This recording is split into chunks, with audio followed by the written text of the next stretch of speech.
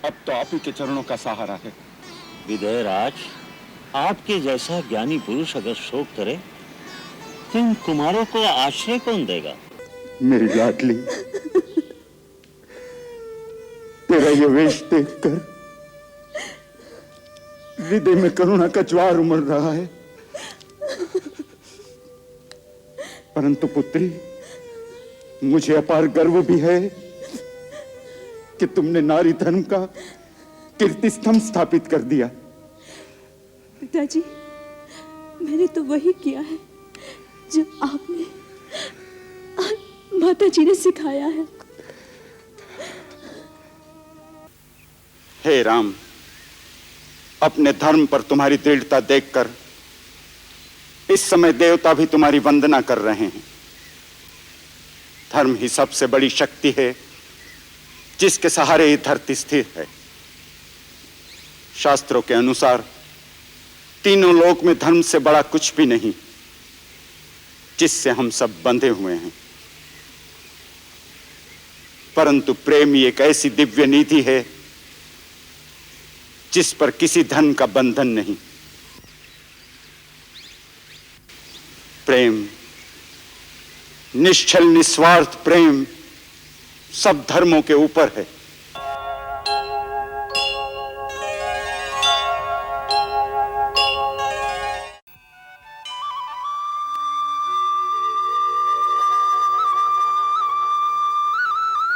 चरण वंदना गुरुदेव।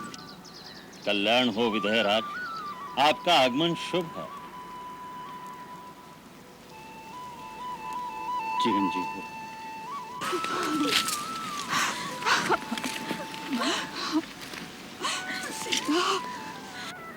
गुरुदेव, महाराज दशरथ के स्वर्गवास पर अयोध्या के साथ मिथिला भी शोक में डूबी हुई है।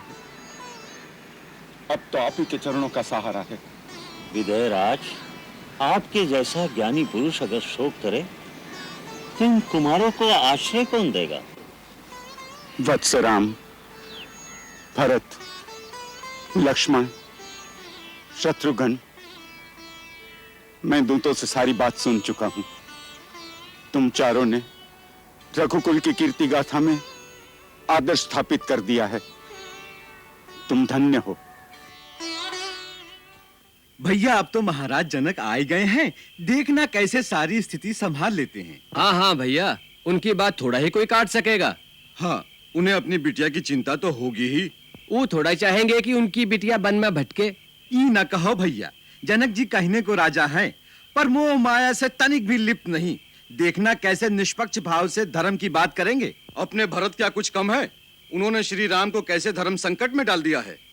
इस समय तो भैया एक पलड़े में धर्म है और दूसरे में प्रेम। जनक जी को बराबर तौलना है। देखना है कौन सा पलड़ा भारी रहता है। बहन, मिथिला नरेश के आने से हम सबको बड़ी आशा बन गई। इस समय दोनों घर में वो ही सबसे बड़े हैं। मन से चिंता निकाल दो महारानी, प्रभु सबका मंगल करेंगे। दोनों भाई अपनी अपनी बात पर अटल है। मैं क्या करूं? मेरा तो हृदय कांप रहा है बहन। इतनी अधीर न हो महारानी, हर रात्रि के बाद प्रभात अवश्य आती है। अब पतवार महाराज जनक के हाथ में है। राम वन में रहे या अयोध्या में, मुझे कोई अंतर नहीं पड़ता। परंतु मेरे भरत की व्यथा जिस प्रकार मिटे, वही निर्णय महाराज दे। देवी, देवी आप उनसे अवश्य कहिएगा। अच्छी बात है। अब आज्ञा दो राजमाता। यदि थोड़े समय के लिए सीता को साथ भेज देती तो आपका बड़ा अनुग्रह होता। उसके पिता ने तो उसे अच्छी तरह देखा भी नहीं। अवश्य ले जाइए देवी, अवश्य। सीता जी, माँ के साथ जा बेटी। धन्यवाद। सुखी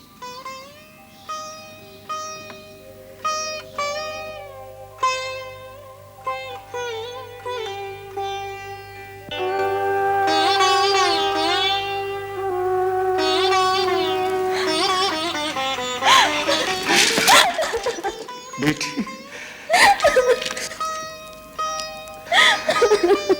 पुत्री, सीता,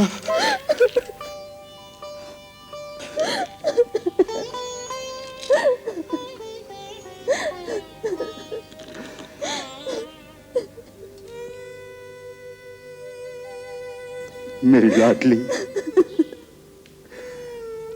तेरा ये वेश देखकर हृदय में करुणा का ज्वार उमड़ रहा है। परंतु पुत्री, मुझे अपार गर्व भी है कि तुमने नारी धर्म का कीर्ति स्तंभ स्थापित कर दिया। पिताजी, मैंने तो वही किया है जो आपने माता जी ने सिखाया है। आओ बेटी।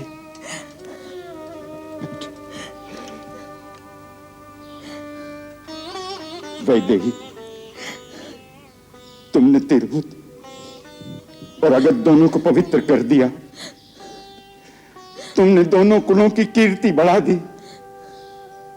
तुमने माता पिता के मस्तक गर्व से ऊंचे कर दिए। देव नदी गंगा केवल 3 पथों पर प्रवाहित होती है, परंतु तेरे चरित्र की निर्मल कीर्ति से समस्त आर्यावत पावन तीर्थ स्थल हो जाएगा।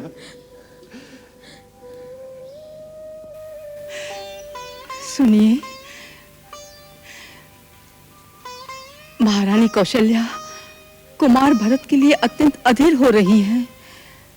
सब आप पर आस लगाए बैठे हैं। जहां मुनि वशिष्ठ जैसे ब्रह्मज्ञानी हार मान गए हैं, उसका समाधान जनक कैसे कर सकेगा? आप अवश्य समाधान कर सकेंगे महाराज।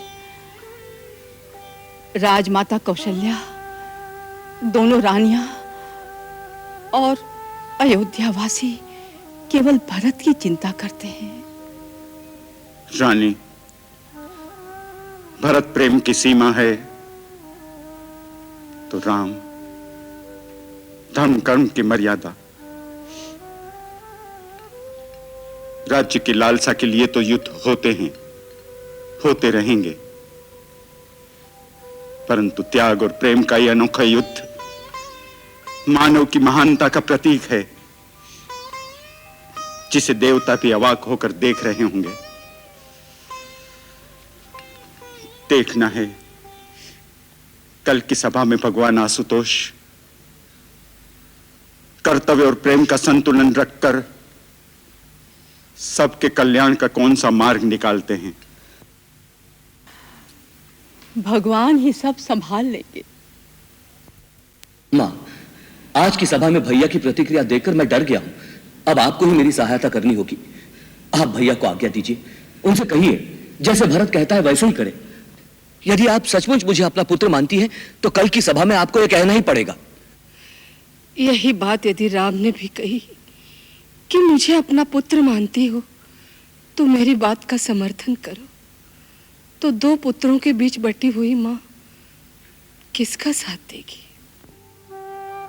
तो ठीक है, आप उसका साथ दीजिए जिसकी बात न्याय संगत हो, जिसकी बात आपको अच्छी लगे। अच्छी लगना एक बात है और न्याय संगत होना दूसरी बात है। भरत, कई बार जो न्याय संगत होता है उसे मन को बहुत पीड़ा देता है। मुझे शब्दों के जाल में ना उलझाओ माता। आप एक बात का निर्णय दीजिए कि आज की सभा में मेरी मांग न्याय संगत नहीं थी। जो कुछ मैंने कहा, क्या उसमें कोई दोष था? नहीं नहीं, कोई दोष नहीं था। तुम्हारे तो निर्मल हृदय से निकली हुई पुकार थी। तो आप उनसे कहिए कि वो मेरी पुकार सुने। उससे क्या कहूं कि वो अपने धर्म का मार्ग छोड़ दे।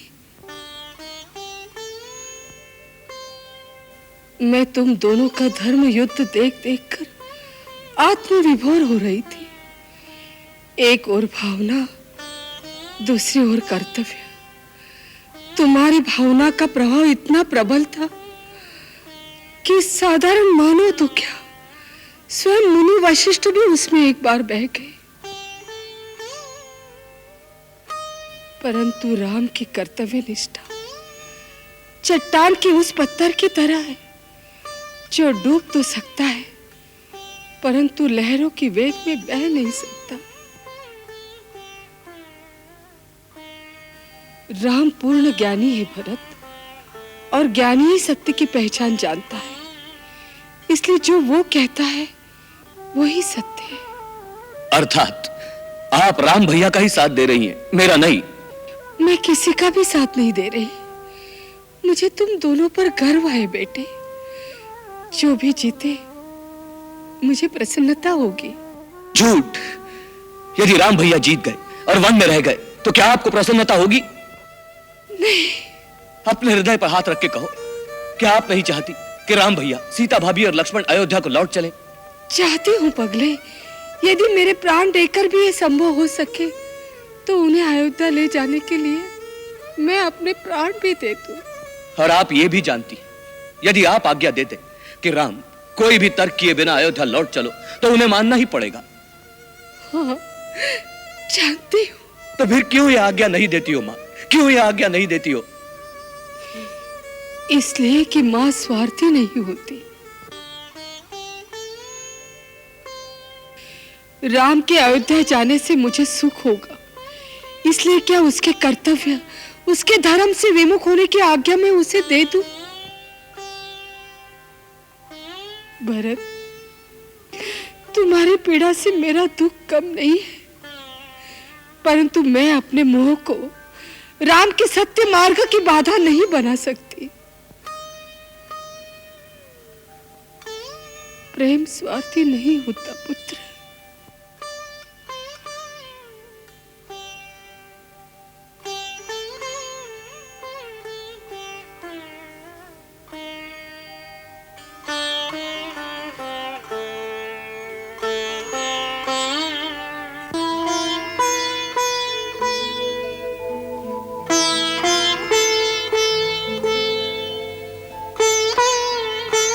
माँ,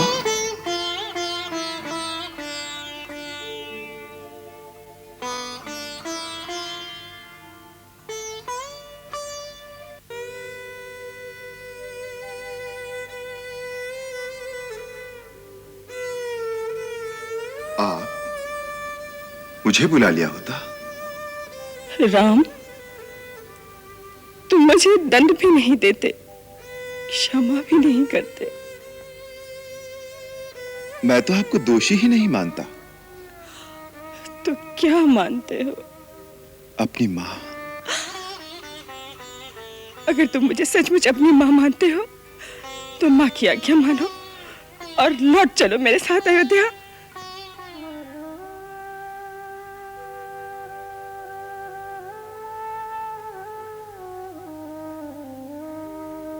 मैया अपने पुत्र से अपनी ममता का मोल मांगने आई हैं? माता, यदि आपकी ममता का यही मोल है कि मैं जिसे धर्म मानता हूं उसका त्याग कर दूं, आप जिस रघुकुल की शोभा हैं उसकी कीर्ति में पिता का वचन भंग करके कलंक लगा दूं, तो कहिए, मुझे आपके चरणों की सौगंध है, मैं इसी समय अयोध्या लौट जाऊंगा। परंतु फिर मेरा जीवन रण से भागे किसी कायर की भांति एक तिरस्कारपूर्ण अस्तित्व, एक श्राप बनकर रह जाएगा।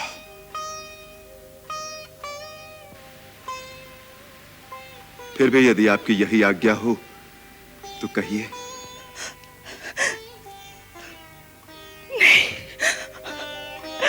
नहीं, नहीं।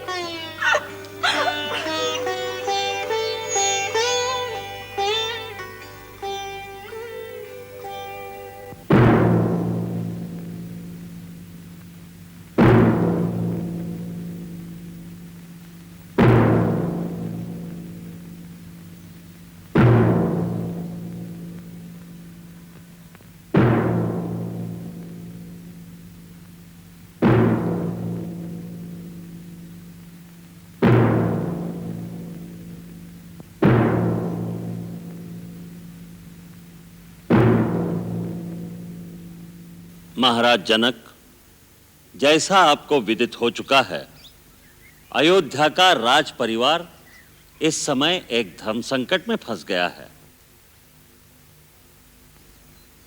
ऐसे समय में आपका आगमन सर्वतः मंगल सूचक है। इससे हम सबको धैर्य बन गया है कि आप अपने ज्ञान और विवेक से हमारा मार्गदर्शन करेंगे। एक ओर राम की मर्यादा है और दूसरी ओर भरत का प्रेम। इन दोनों में जीत किसकी हो? आप इस समय दोनों परिवारों में सबसे श्रेष्ठ हैं। इसलिए हम सब ने एक मत होकर निश्चय कर लिया है कि आप जैसा निर्णय करेंगे सभी लोग उसका पालन करेंगे। नाथ, हमारे लिए अब पिताश्री के स्थान पर आप ही हैं। आप धर्म के पूर्ण ज्ञाता हैं, इसीलिए मुझे विश्वास है कि आप मेरे धर्म की रक्षा करेंगे। मुझे अपना सेवक समझकर आप जो आज्ञा देंगे मैं उसे पूरा करूंगा।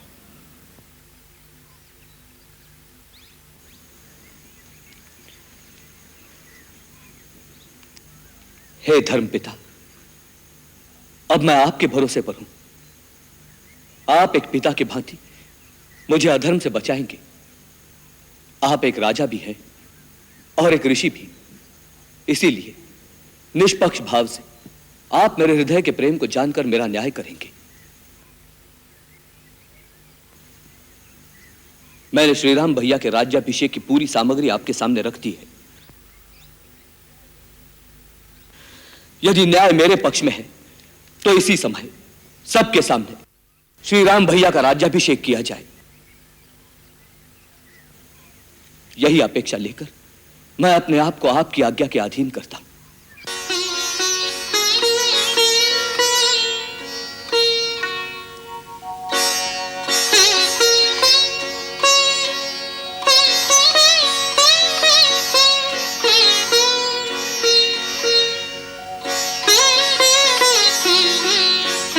श्री राम, श्री भरत, तुम दोनों में महान कौन है इसका निर्णय तो स्वयं ब्रह्मा भी नहीं कर सकते। फिर मैं तो एक तुच्छ प्राणी हूं। एक और धर्म और मर्यादा की सीमा है तो दूसरी ओर प्यार और ममता की परिसीमा। ऐसी दोनों महान विभूतियों के बीच निर्णय देने का साहस अत्यंत दुष्कर कार्य है, परंतु इस परिस्थिति में अपना कर्तव्य समझकर मैं भगवान शंकर के चरणों में प्रणाम करता हूं। वो जैसा उचित समझें वैसी मुझे प्रेरणा दें।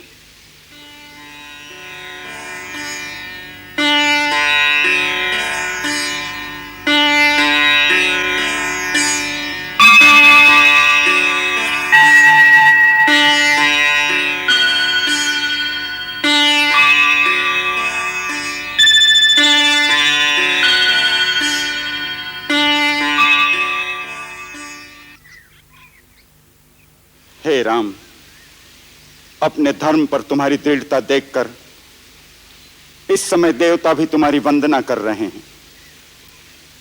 धर्म ही सबसे बड़ी शक्ति है जिसके सहारे ये धरती स्थिर है। शास्त्रों के अनुसार तीनों लोक में धर्म से बड़ा कुछ भी नहीं जिससे हम सब बंधे हुए हैं। परंतु प्रेम ही एक ऐसी दिव्य निधि है जिस पर किसी धर्म का बंधन नहीं। प्रेम, निश्चल निस्वार्थ प्रेम सब धर्मों के ऊपर है। वही प्रेम अपनी पराकाष्ठा में जब अनन्य भक्ति का रूप धारण कर लेता है तो स्वयं भगवान भी विधाता के बनाए हुए कर्म के सारे विधान, सृष्टि के सारे नियम तोड़कर भक्त के आगे हाथ बांधकर खड़े रह जाते हैं और वो अपने भक्त की आन रखने पर विवश हो जाते हैं। इसलिए इस समय भरत का पल्ला भारी है।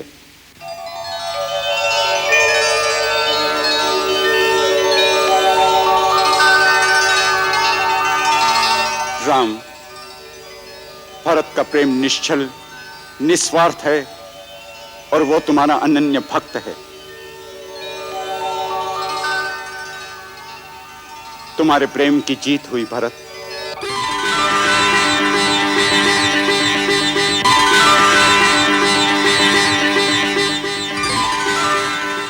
परंतु याद रखना, प्रेम का भी एक विधान है, उसके भी कुछ नियम है। प्रेम की असली शक्ति उसके निस्वार्थ होने में है, और जब प्रेम निस्वार्थ होता है तब वो कुछ नहीं मांगता।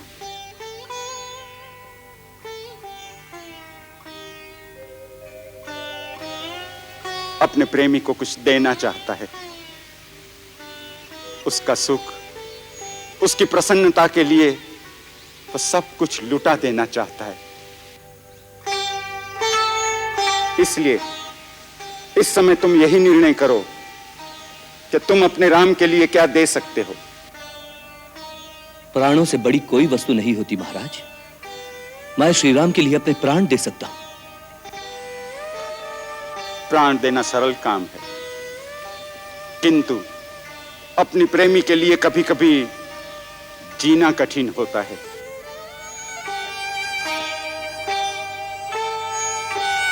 यदि तुम सच्चे भक्त हो तो श्री राम के चरणों में बैठकर उन्हीं से पूछो कि उनकी प्रसन्नता किस में है, और वो जो कहें वही कार्य प्रेम की पूजा समझकर करो।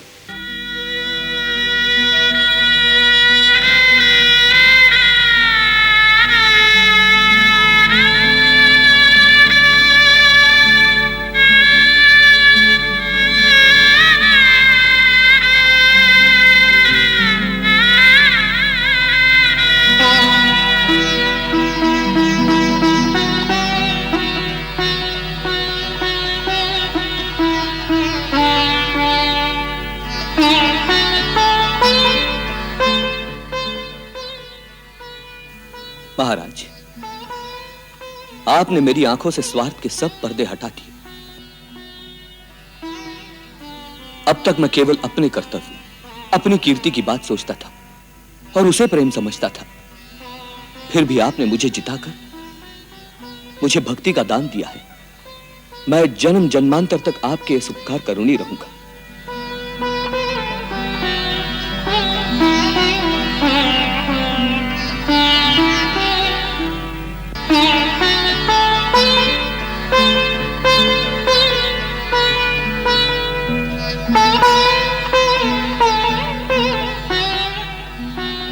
भैया,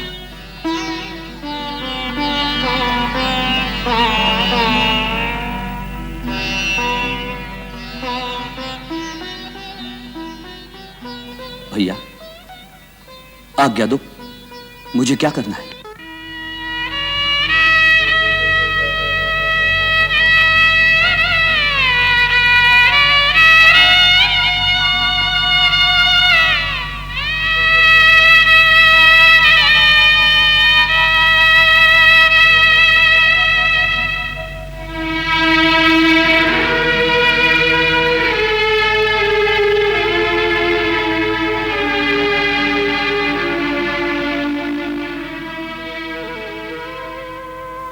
जीतने वाले नीचे नहीं बैठते भरत। मेरे भाई, आज राम तुम्हारे प्रेम के सामने हार गया। जो राज्य तुम मुझे देने आए हो, मैं उसे स्वीकार करता हूं।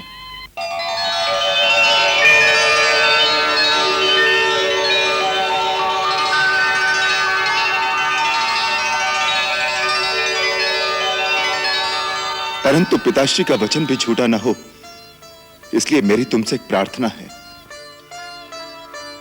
14 वर्ष तक मेरे स्थान पर तुम उस राज्यभार को संभालो।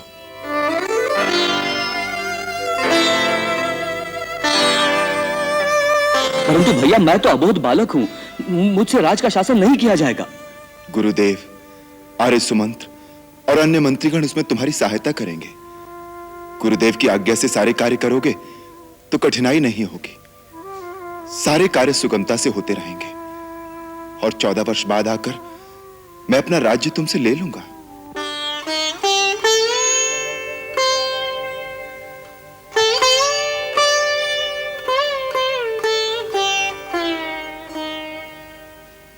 बड़े निर्मोही हो भैया, प्रेम का कोई मोल नहीं आका।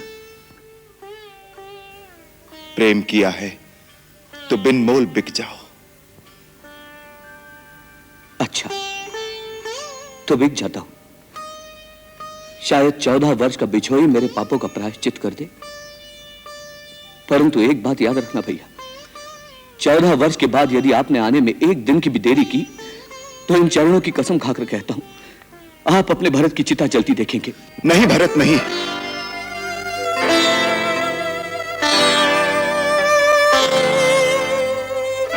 भैया, मैं तुझे वचन देता हूं, मेरे आने में एक दिन की भी देरी नहीं होगी। भैया, कुछ मांगू तो दोगे?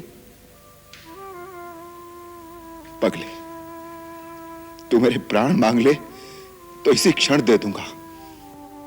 बोल, क्या चाहिए तुझे? मुझे अपनी चरण पादुका दे दो। चरण पादुका? हाँ भैया, आपका राज्य तो आपके इस सेवक के पास आपकी धरोहर के रूप में होगा। जब आप नहीं होंगे तो सिंहासन पर कौन बैठेगा? मैं आपकी पादुकाओं को आपका राज चिन्ह बनाकर सिंहासन पर रख दूंगा और नित्य प्रति उनका आशीर्वाद लेकर ही आपका राज कार्य करूंगा।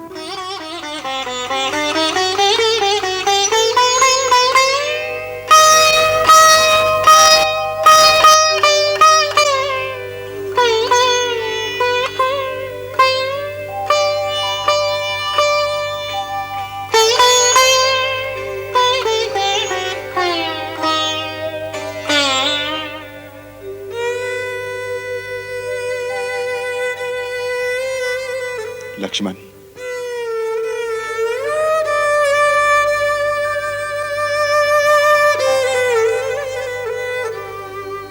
महात्मा भरत, तुम धन्य धन्य हो, तुम्हारी सदा जय हो।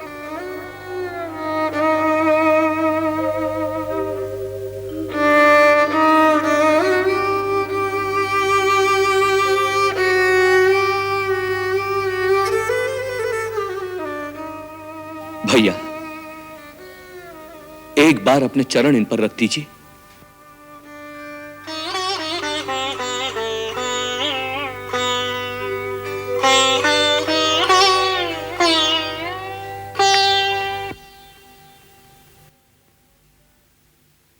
प्रभु कर कृपा पावरी दीनी, सादर भरत शीश धरी लीनी।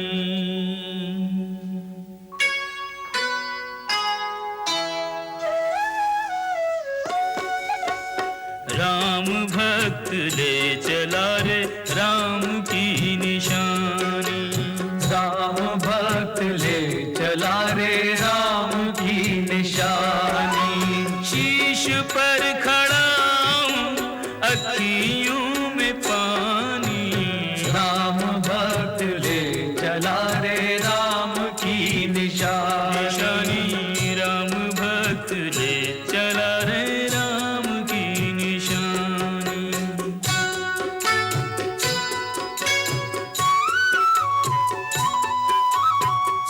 शीश खड़ा ले चला ऐसे राम सिया जी संग हो जैसे।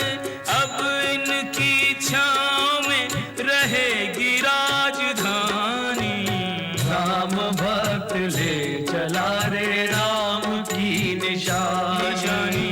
राम भक्त ले चला रे राम की निशानी।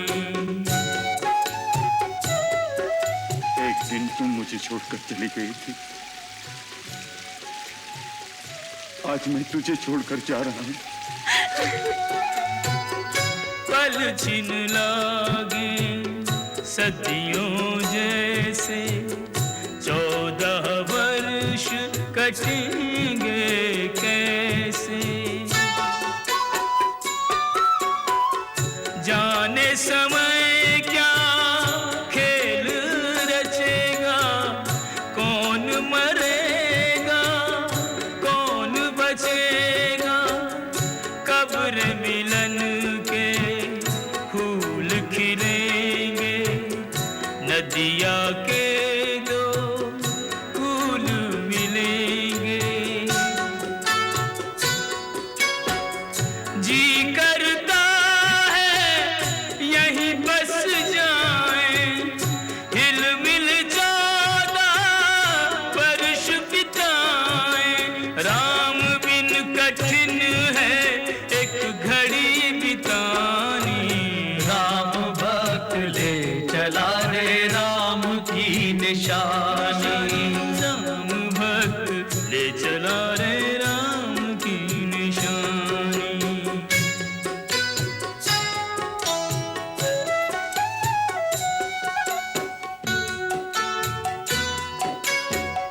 तन मन वचन उमंगी अनुरागा, धीर धुरंधर धीरज त्यागा। भावना में बह चले धीर वीर ज्ञानी, राम भक्त ले चला रे राम की निशानी। राम भक्त ले चला रे राम की निशानी। शीश पर खड़ा हूं, अखियों में पानी, राम भक्त ले चला रे राम की निशानी। राम भक्त ले चला रे राम